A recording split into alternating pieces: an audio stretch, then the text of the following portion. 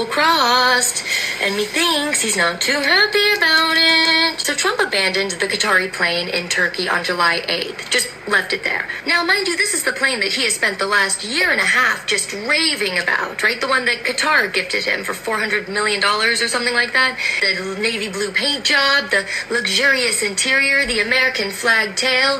Like, it had all the bells and whistles, according to Trump. Meanwhile, he never missed a chance to trash talk Air Force One, saying that it was too old and too small and we could never build a plane like Qatar and whatever. And yet he left Turkey and flew home in Air Force One, leaving the Qatari plane behind. Here's the part that piqued my interest, because the New York Times had reported on why and said that it was a security decision and that the new plane didn't have the same defensive capabilities as the old one and that the Secret Service just advised him not to take it.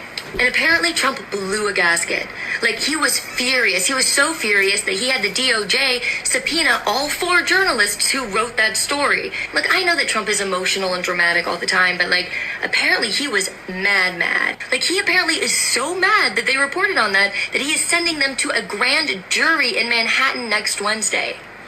And I think that reaction is really telling. Like, I think something deeper is going on, and I think it starts with Qatar. So the skinny on Qatar is that it has one of the strangest relationships with the United States of any country. It also hosts Ueid Air Base, which is America's largest military installation in the Middle East, and it brokered the U.S.-Iran ceasefire that happened a few weeks earlier. They have been an indispensable middleman in virtually every major Middle East negotiation for the past decade for the U.S. However, they are also pretty friendly with Hamas, and they housed Hamas's political leadership in Doha for years. So in many ways, Qatar's entire foreign policy is built on the one bet of being in the room with everybody. You know, America, Iran, Hamas, Israel, like all of them at the same time, because the moment that Qatar stops being useful to everybody, it stops being protected by anybody.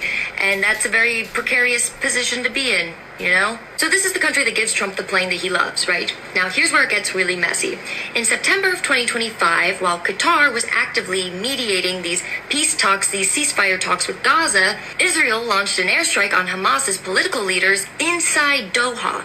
So that's on Qatari soil. So if you're Qatar, you're looking at that D-bag Netanyahu going, what the fuck?